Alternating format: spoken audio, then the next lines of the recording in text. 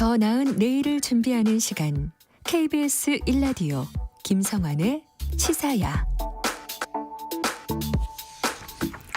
최근 마이코플라즈마 폐렴 환자가 늘어나고 있습니다. 특히 영유아 환자들이 많아서 아이를 둔 부모들의 불안감이 커지고 있는데요. 지금 유행 중인 독감과 코로나와는 증상이 어떻게 다른지, 또 대유행 가능성은 없는지 엄중식 가천대 길병원 감염내과 교수 연결해서 얘기 나눠보도록 하겠습니다. 교수님 안녕하십니까? 네, 안녕하십니까. 네, 중국에서 마이코플라즈마 폐렴 환자가 급증하고 있다 이런 소식이 있었는데 우리나라에서도 환자들이 많이 발생하고 있다고요? 네, 워낙 우리나라에서도 마이코플라즈마가 한 4년 정도 주기로 유행이 반복이 되고 있었는데 네. 마지막 유행이 2019년도였습니다. 코로나19 팬데믹 기간 중에 이제 마스크 착용이나 사회적 거리두기를 열심히 하면서 유행 기간이 아닌 그런 상황인데다가 이런 거리두기로 인해서 더 줄었다가 이제 4년이 지나면서 올해 환자가 조금씩 늘어나고 있는 그런 추이를 보이고 있는데요. 네. 요 전에 2019년에 유행했을 때 비슷한 시기에 비해서는 환자가 더 많이 발생한 것은 아닙니다. 그렇지만 작년, 재작년에 비해서는 확실히 환자가 증가하는 양상을 보이고 있는 건 사실입니다. 원래 이런 세균이나 아니면 바이러스 같은 게 주기적으로 이렇게 반복하면서 어떤 유행을 하는 패턴이 있습니까? 이제 어떤 바이러스냐 또 어떤 세균이냐 따라서 좀 다르지만 예. 우리가 이제 코로나19가 엔데믹이 된 것처럼 풍토병이 돼가지고 이 계절이나 어떤 시기와 특별한 관계없이 일정하게 발생하는 세균이나 바이러스 감염병이 있는가 하면 네. 호흡기 감염병은 계절성 또는 일정한 주기를 갖고 유행하는 양상을 보이는 경우가 많습니다. 인플루엔자 같은 경우는 최근에는 좀 약간 양상이 달라지긴 했지만 겨울철에 주로 유행하는 양상으로 매년 주기적으로 유행을 했고 마이코플라즈마는 말씀드린 것처럼 한 4년 주기 정도로 유행을 하는 그런 특성을 보이고 있었습니다. 그러니까 일정하게 환자 수가 줄고 그러면은 어느 시점이 되면 좀 면역력도 떨어지고 하니까 다시 환자가 늘어나고 이런 패턴이 좀 반복되는 측면이 있다는 말씀이시잖아요. 네, 그렇습니다. 근데 마이코플라즈마 폐렴은 일반 폐렴하고 어떤 점에서 다릅니까? 큰 틀에서 보면 아주 큰 차이는 없기 때문에 증상만으로 구분하기는 좀 어렵습니다. 대부분 열이 나고 기침이 심하게 생기면서 화농성 가래가 생기고 이 흉통이라 그러죠. 이제 가슴 같은 데가 이제 아픈 그런 상황이 생기는 전형적인 폐렴 증상으로 나타나는 경우도 많지만 네. 마이코플라즈마는 조금 다른 점이 있다면 이제 어린이들에서 발병을 할 때 이런 열이나 호흡기 증상보다는 아이가 많이 처진다든지 아니면 목이 아프면서 기침 증상 같은 것들이 급격하게 발생하는 것이 아니라 시간이 흐르면서 천천히 심해지는 양상. 그래서 일주일 이상 지나면서 이제 전형적인 폐렴 양상을 비추는 그런 그 형태로 조금 비특이적인 양상으로 나타날 수가 있습니다. 우리 코로나19 사태 때도 많이 얘기했지만 치명률이나 아니면은 중증으로 갈 가능성 이런 부분들이 굉장히 중요하지 않습니까? 마이코플라즈마는 어떻습니까? 마이코플라즈마는 이제 예방 백신이 없다라는 문제점은 있지만 실제로 우리가 치료에 활용할 수 있는 항생제들이 여러 가지 종류가 사용 가능한 상황입니다. 그래서 진단만 빨리 된다면 이 항생제 치료를 잘 하면서 이런 중증으로 진행하거나 사망자를 최소화시킬 수 있는 그런 질병이고요. 네. 또 이게 이제 보통은 건강한 어린이 학생들 중심으로 발생을 하기 때문에 예. 실제 우리나라의 의료 수준에서 사망자가 많이 발생하거나 아니면 중환자가 많이 발생하는 경우는 최근에는 거의 없었던 걸로 기억을 하고 있습니다. 근데 항생제 내성 있는 사람들도 있잖아요. 네, 이 마이코플라즈마도 이제 항생제를 반복적으로 사용하는 그런 상황들이 이제 수십 년 동안 반복이 되고 있기 때문에 2차 치료제에 내성을 갖는 경우가 일부 마이코플라즈마 세균에서 있습니다.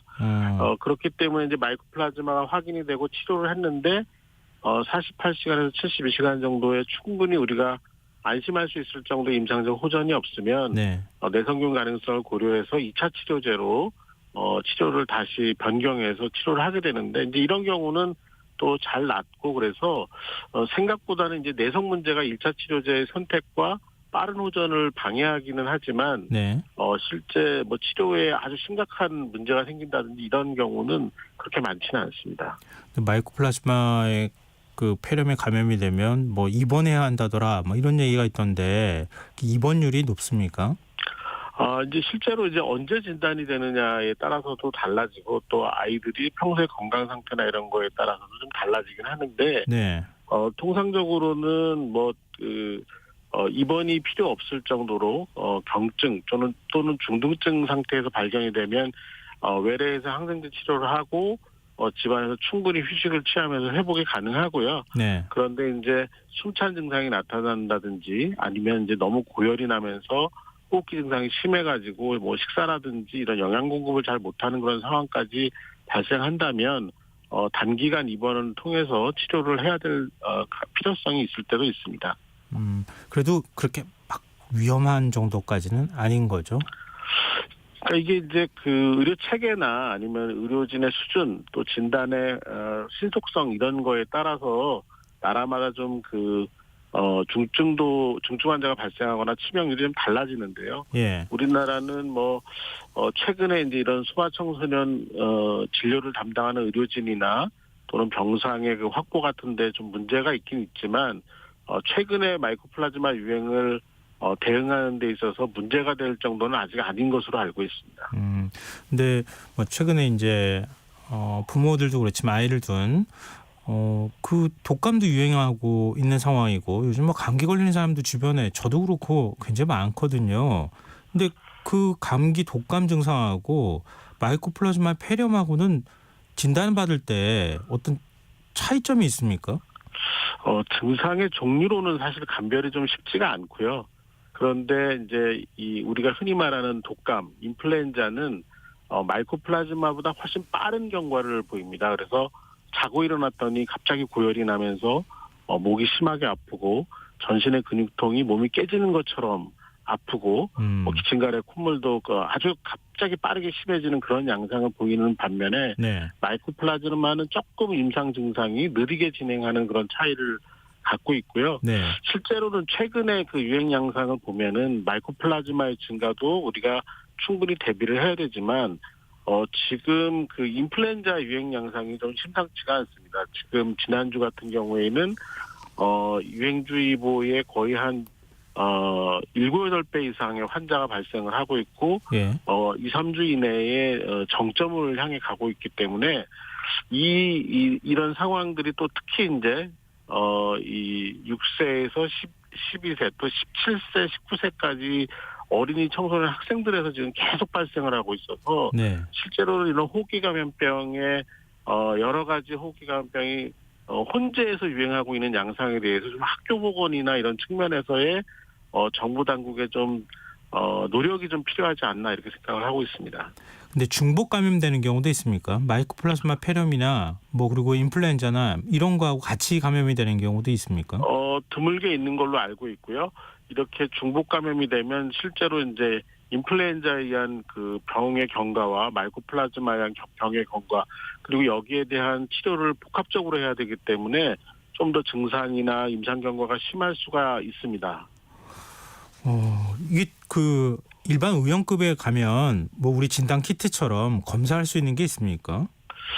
마이코플라즈마가 그게 좀 어려운 부분인데요. 예. 실제로 이렇게 신속 항원 검사처럼 그 자리에서 바로 결과를 알 수 있는 진단 키트가 아직은 개발이 안 돼서 활용하기가 어렵고요. 결국 임상 양상을 보고 그리고 이제 가능하다면 엑스레이를 찍어서 네. 이 마이코플라즈마의 전형적인 그런 폐렴 소견이 있는지를 확인하는 과정이 꼭 필요한 상황입니다. 근데 일반 가정에서는 참 쉽지 않을 것 같은데 보통 이제 독감 걸리면 열 좀 올라가도 해열제 먹고 며칠 있으면 날 거야. 학교에다만 얘기하고 집에서 그냥 쉬어. 보통 그러잖아요. 근데 그걸 구분하기가 쉽지가 않잖아요. 네, 그렇기 때문에 실제 이렇게 여러 가지 호흡기 감염병이 유행하는 시기에는 이 감기 증상이라고 가볍게 여기지 말고 예. 특히 이제 하루나 이틀 정도 충분히 쉬었는데도 임상 증상이 호전되지 않을 때는 반드시 이 전문의나 가까운 곳의 의료진의 도움을 받아서 감별 진단을 받는 것이 꼭 필요한 상황입니다. 그렇군요. 가급적이면은 그 의원이든 병원이든 찾아가는 게 좀 중요하겠네요. 근데 중국에서 지금 마이코플라즈마 폐렴이 뭐 빠른 속도로 확산하고 있다 이런 얘기가 나오는데 국내에서는 그럴 가능성 없겠습니까? 지금 중국은 좀 그동안의 경과도 좀 다를 정도로 아주 큰 유행이 발생하고 있다고 되어 있는데요. 예. 우리도 그렇지 말라는 보장은 없습니다. 그렇지만 현재까지 상황을 보면 중국 정도의 큰 유행으로 이어질 가능성은 그렇게 높지는 않고요. 그렇지만 앞서 말씀드린 것처럼 여러 가지 호흡기 감염병이 동시에 유행을 하고 있는 상황에서 특히 이제 어린이 청소년의 유행이 지금 조절이 잘 안 되고 있기 때문에 예. 학교나 학원에서 예방하기 위한 여러 가지 방법들을 정부가 제시하고 그것들을 좀 지킬 수 있도록 유도를 해야 되겠고 이 어린이 청소년에서의 그 기침 예절이나 손위생 뭐 이런 것들을 위한 교육이나 아니면 물품의 공급 같은 것들을 학교나 학원에 좀 원활하게 할 필요가 있습니다. 뭐 마스크를 가급적 착용시키는 게 좋습니까? 저는 개인적으로는 최근의 상황을 보면은 이게 어느 정도 기간을 둬야 될지 모르겠지만 특히 이 어린이 청소년의 이 호흡기 감염병이 워낙 많이 유행을 하고 있기 때문에 네. 마스크 착용을 좀 강력히 권고할 필요가 있다고 보고 있고요. 특히 예. 임상 증상이 나타났을 때는 마스크 착용을 꼭 해주는 것이 다른 사람으로 전파를 막는 좋은 방법이기 때문에 이 점을 좀 인식해 주셨으면 좋겠습니다. 근데 소아병원협회에서도 밝혔지만 지금 소아과 전공의가 부족한 상황 아니겠습니까? 진료 뭐 대란 얘기까지도 나오고 그러는데 이런 상황에서 지금 호흡기와 관련되어 있는 뭐 각종 감염병이 확산하게 될 경우에는 의료 대응 역량이 없다, 능력이 없다. 이거 뭔가 대책을 마련해야 된다고 하는데 이 어떻게 해야 됩니까? 예, 결국은 그 제한된 그 의료 자원 인력의 그 한계 때문에라도 앞서 말씀드린 것 같이 더 이상의 유행이 번지는 것들을 예방하기 위한 좀 적극적인 개입이 필요하다고 보고 있고요. 네. 그런데 이런 개입의 방법들 그러니까 중재의 방법들이 복잡한 것들이 아니라 우리가 코로나19 팬데믹 기간에 했던 기본적인 그런 기침 예절이나 손위생, 마스크 착용 같은 것들이거든요. 네. 이것들을 주로 지금 유행하고 있는 연령층에서 좀 적극적으로 시행할 필요가 있다라는 걸 정부가 여러 가지 매체를 통해서 좀 홍보하고 실제 학교나 학원에서도 그런 것들을 잘 지킬 수 있도록 생활 지도를 하는 것들이 굉장히 중요할 것 같은 시기입니다. 그 코로나 때는 그 동네별 의원까지 의료 대응 체계를 만들고 그랬었잖아요. 지금은 그럴 필요는 없습니까? 아직 현재와 같은 상황에서는 뭐 코로나19 팬데믹과 같은 그런 상황에 대한 대응은 필요하진 않습니다. 그렇지만 실제로 이제 최근의 유행과 같이 인플루엔자 환자가 증가하게 되고 결국은 그 증가의 그 확산이 고위험군 연령층으로 번지게 되는 그런 상황. 지금은 이제 10대, 20대 초반까지의 유행이 굉장히 큰데요. 네. 이게 이제 60세 이상의 노인들에게 번지는 상황이 되면 중환자 발생으로 이어지기 때문에 이럴 때는 이제 중증병상이 또 부족해지거나 인공호흡기가 부족해지는 그런 상황이 생길 수가 있습니다. 이런 부분에 대해서 좀 그 세심한 대비 그리고 대응 체계를 한번 정비할 필요가 있습니다. 네, 알겠습니다. 오늘 말씀 고맙습니다. 감사합니다. 네, 지금까지 엄중식 가천대 길병원 감염내과 교수였습니다.